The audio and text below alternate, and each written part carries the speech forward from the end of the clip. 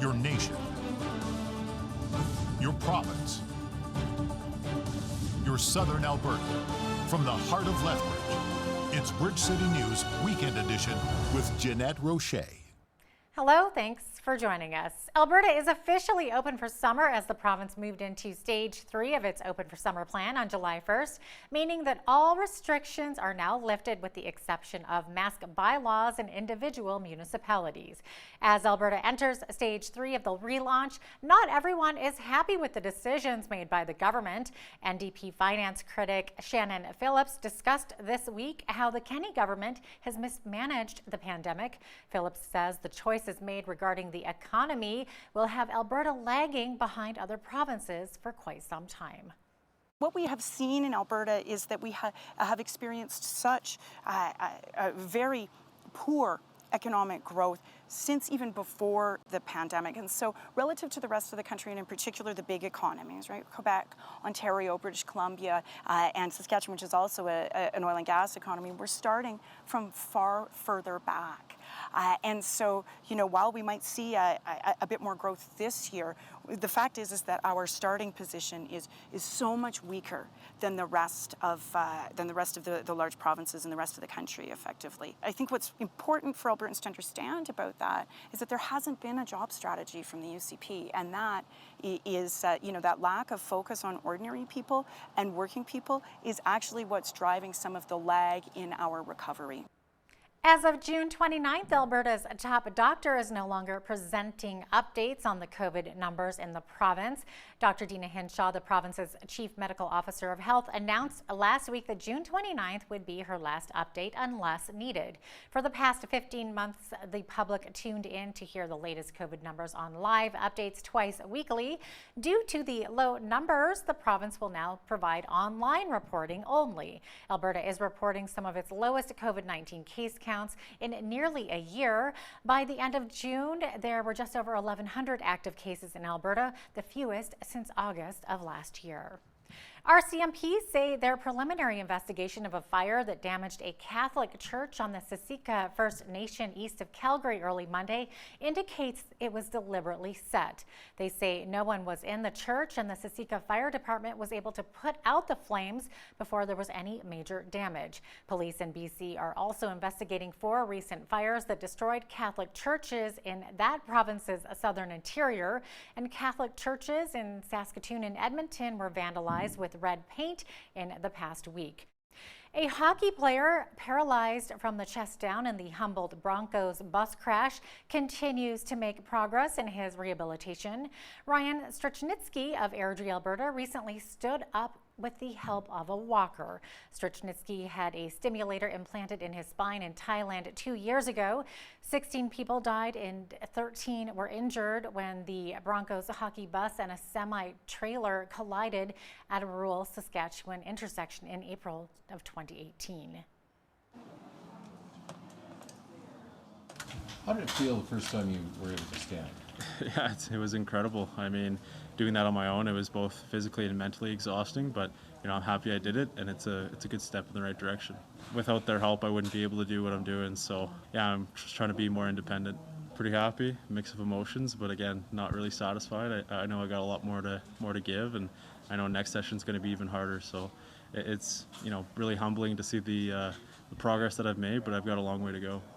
A new report concludes that there may not be enough oil and natural gas left in the ground in Alberta to fund the estimated $40 to $70 billion cost of cleaning up unreclaimed wells.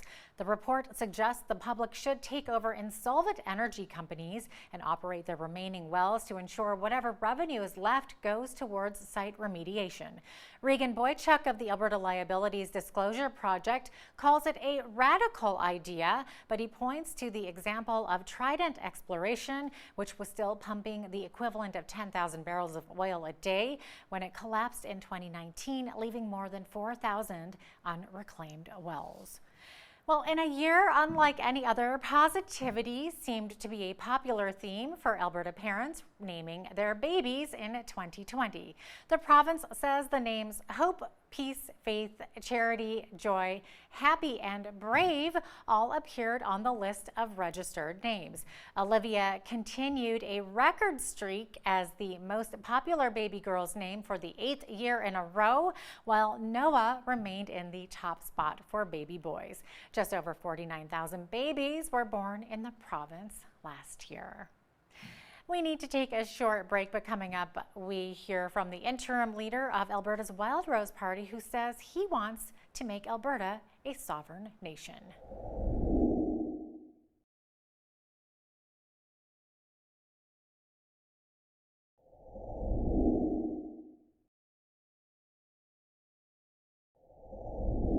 Alberta politics has been very heated over the last year, with calls for Premier Jason Kenney to resign and for Alberta to separate. Hal Roberts recently interviewed veteran politician Paul Hinman, the first leader of the original Wildrose Party and currently the interim leader of the Wildrose Independence Party of Alberta. First of all, tell us a bit about your party and why you feel that Alberta really needs a change in government. Well, the NDP were a disaster and toxic for Alberta. The UCP have been well, they've been traitors to us. That they haven't stood up and put Alberta's interests first. They've just basically been laid down to Ottawa. And we need a premier and a provincial government that actually understands the needs of the province of Alberta, our people, our industry. And it's just been a complete failure. Now, you believe that a sovereign Alberta is the only solution. How would you go about deciding this if you won the election? Well, it's an excellent question. And, you know, when anybody ever wants to be independent and out on their own, there's steps that they need to take to do that. And to be an independent country, it's no different. The top two things that we would need to do is be first to create our own police force and judiciary system, that we'd have to, you know, have a patch over and to take control from the RCMP here for a provincial police force, one that has elected civilian oversight. Number two, we need to start collecting all of the taxes here in Alberta by Albertans for Albertans, and not sending our hard-earned dollars down to Ottawa and then putting our hand out asking even for lunch money to come back. It's been a complete black hole.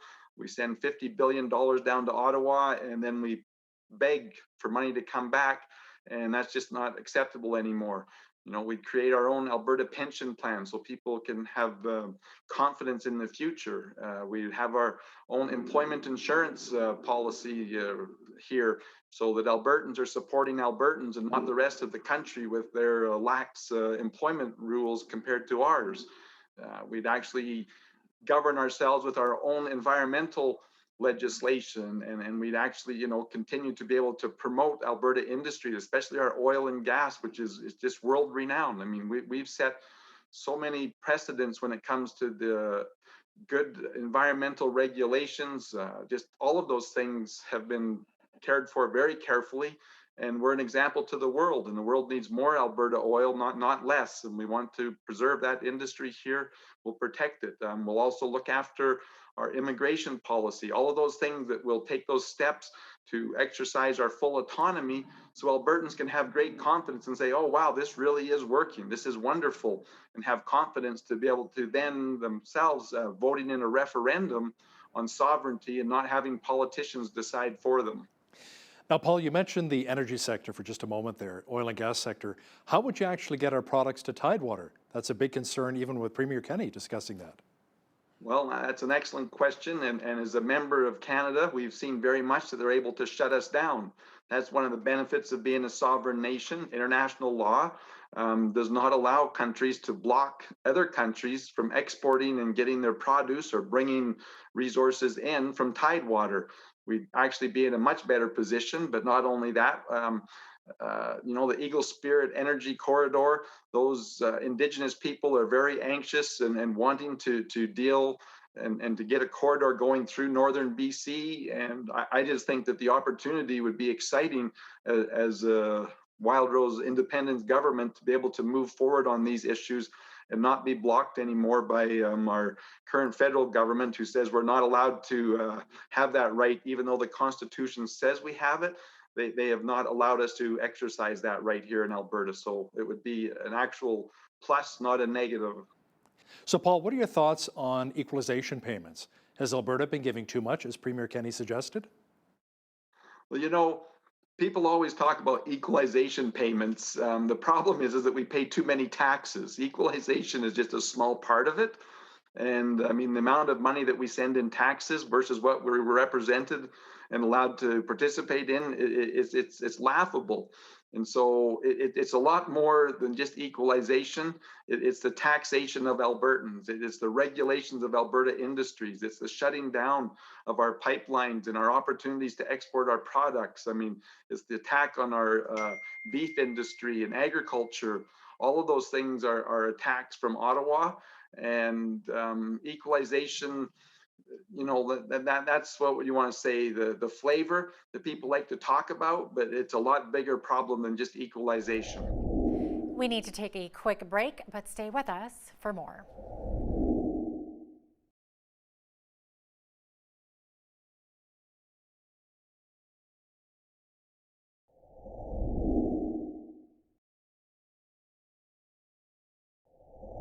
It's a case that made headlines for over a year. A Lethbridge man who had been living in Calgary went missing in November of 2019.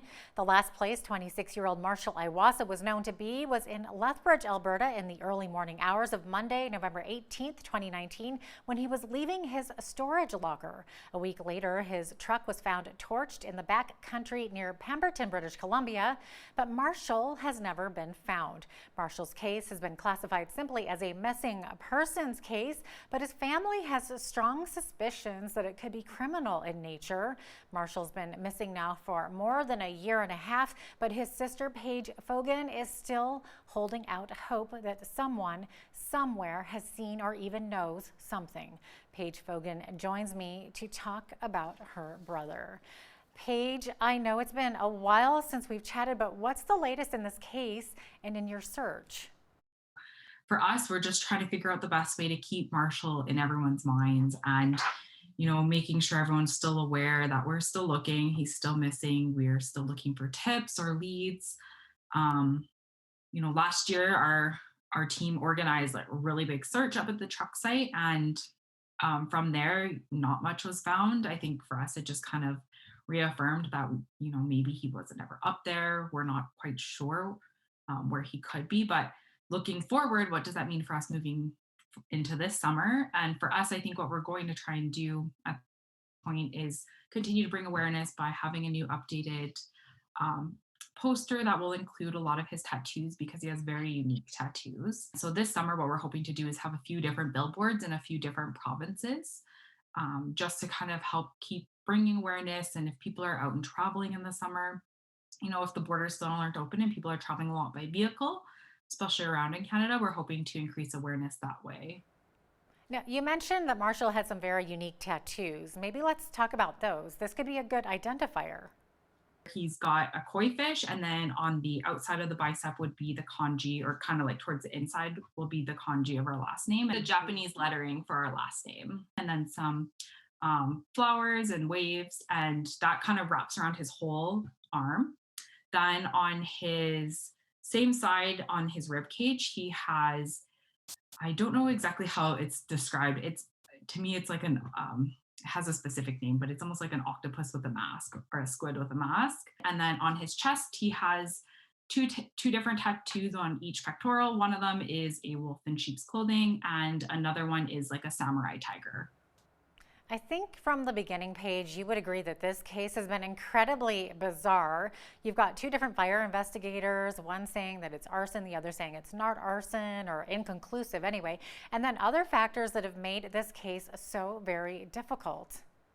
I think that's like across the board. Every time we do things with Marshall's case and we explain it to people, it's just a head scratcher. Like, so many things don't make sense. There's so many gaps of information. We have never to this day found out how the truck wound up there. No surveillance, no trail of anything, whether that's cell phone, banking records, nothing.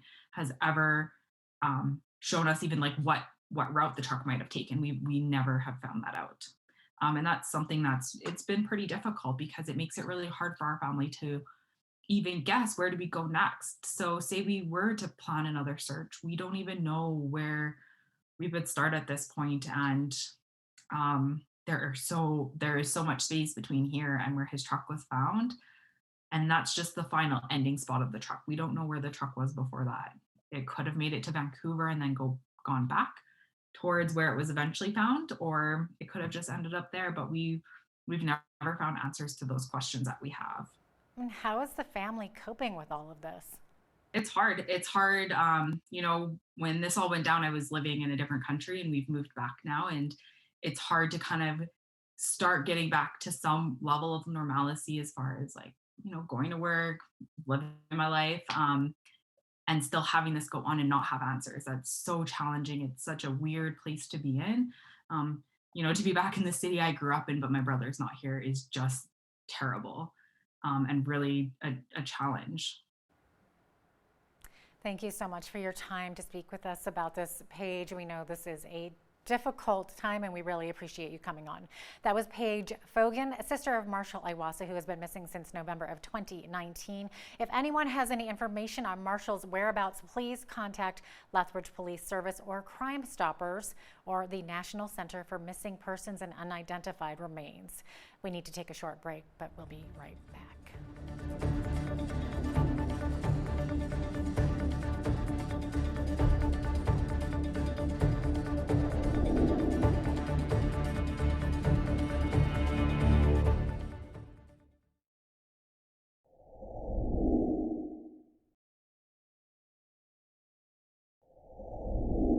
Well, today we're going to do a little bit of bragging about the beauty of southern Alberta. One of our jewels is, of course, Waterton Lakes National Park. And joining us to chat about it is Shamir Suleiman. He is the Vice President of the Waterton Park Chamber of Commerce.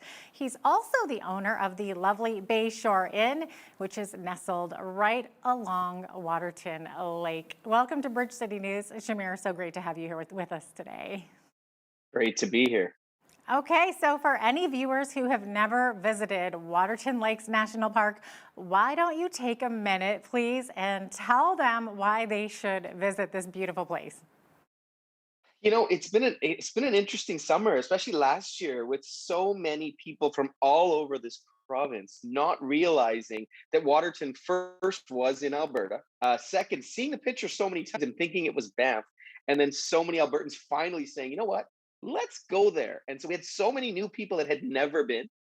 It was amazing. It was really cool to see so many Canadians that had never been there. It's amazing that you say that there's Albertans that didn't realize it was part of Alberta too. Oh, all the time. Anytime I tell anybody in Calgary or Edmonton where I am in Waterton, they'll always give me a second look like, I think I've heard of that. Is that in Alberta? I'm thinking, yeah, it's your province. You have to know that. Oh, that is unbelievable, because a lot of people like it better than Banff. One of the comments I often hear is that visitors are surprised how cozy and not crazy busy Waterton is, of course, compared to so many other parks where it's so crowded. Yeah, I think the big thing that people don't realize is in Waterton, there is only 350 hotel rooms. Whereas in Banff, one hotel has 350 hotel rooms. There's only so many campgrounds, not that many. So there's only so many accommodations to stay. So it only gets so packed. We're not on a major highway. We're off the beaten path. So if you're going to Waterton, you're going to Waterton. So it never really packs up. And the town site's so small and it's spread out so nicely that I think you have the feeling of space. Okay, that is a really good point too, because it is kind of nestled down there off of major highways and stuff. So what are some of the comments that you've heard from visitors over the years? For us, it's usually surprise. It's usually, oh my God, this is beautiful. They see the pictures, but when you see it live, that valley view, the Prince of Wales Hotel, walking along the beach, the hikes, you almost feel like you're a little bit back in time, a little bit, because you feel like it's the Banff of 40 years ago, where it's all family owned and operated businesses. So your small town ice cream shops, everybody knows everybody. It's all owner operated. So, you walk into Pat's, you're meeting the owner. You walk into my hotel, you're meeting me. You're walking into all the other restaurants. It's their family recipes for generations that have been there. So it's a different feel. Yeah, it totally is. Now, there was a lot of construction last year. A large portion of the town site campground was not open to the public, also because of construction. So is that now open for campers? Yay, it's all complete. It looks beautiful. It's right on the lake. Get a spot if you can. They've completed the entire campground. It's beautiful. And it's open. The only thing that's not ready is the Crandall campground, which was up the Red Rock Parkway. That won't be ready, I think, until 2023, hopefully earlier, but maybe 2023 is what they're promising us. They started construction now, but that's a smaller campground. But the campgrounds outside the park have also expanded because it was so busy last year. So that should be some more space as well. Okay, interesting. Now, you mentioned, of course, the Crandall campground, and that's up on the Red Rock Canyon Parkway. Now, that one was under construction because of that huge wildfire that happened a few years back, right? Yeah. That was back 2017, was it? The 2017 Kenow wildfire. Yeah, so I know because of that wildfire, the Red Rock Canyon Parkway and also the Acamina Parkway, they were closed to vehicle traffic for a few seasons there, but I think good news, right? Those actually opened up more recently, Yes. right? Oh, I'm so excited. It's been since 2017, 4 years. And now we have the Red Rock Canyon Parkway open, as well as the Acamina Parkway up to Cameron Lake open. And finally, guys have been out of business for 4 years. They get to start up. So I'm excited to see them and visit them and rent their paddleboards and paddle boats. And there's very few places in this world that you look at the mountains, you look at the lakes, you look at the sky, you look at how pristine it is, the animals around, and you really realize God's creation and God's land. It's something you got to see, and it's in our backyard. We're so lucky to have it. Everyone needs to enjoy it because it belongs to all of us. Oh, absolutely. Thanks so much for being with us, Shamir. It's been awesome to have you on. Thanks for having me. Stay with us for more after the break.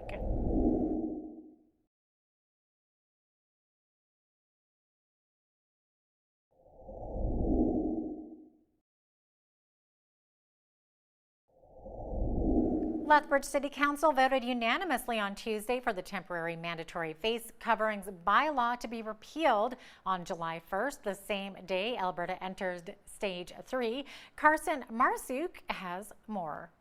In an effort to ensure consistent enforcement and understanding public safety messaging, Lethbridge City Council voted unanimously on Tuesday for the temporary mandatory face coverings bylaw to be repealed on July 1st, the same day Alberta enters stage 3. The province has been the leader on this. They set a date, so we gave us an opportunity to put our line, cross our T's, dot our I's to make sure we were doing things properly too.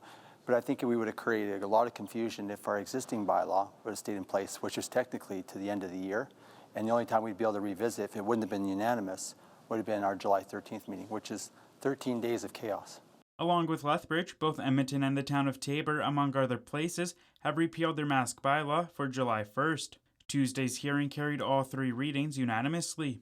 Mayor Chris Spearman says council is still concerned with the province's leadership if a 4th wave was to occur in the fall. In the past, the second wave and the third wave were ones that could have been prevented by earlier action by the province, and what we've seen is the province in the past has only acted when it looked like the situation was going to get out of control. In advance to Tuesday's meeting, 4 physicians from Chinook Regional Hospital in Lethbridge sent council a letter asking them to repeal the mask bylaw as they felt the health measures were no longer necessary. I think the province is being very cautious with it, and I think we should be more united with the way we approach this instead of little pockets of resistance here and there throughout the province. And I think the AHS provincially is certainly erring on the side of caution, and so there doesn't, to me, seem like a lot of reason why we wouldn't be following the provincial mandate.